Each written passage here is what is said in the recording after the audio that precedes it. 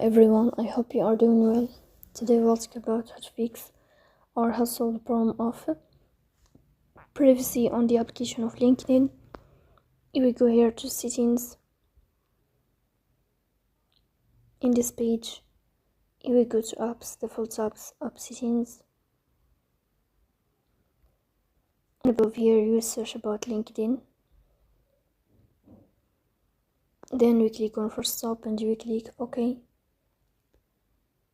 Here you will enter to storage.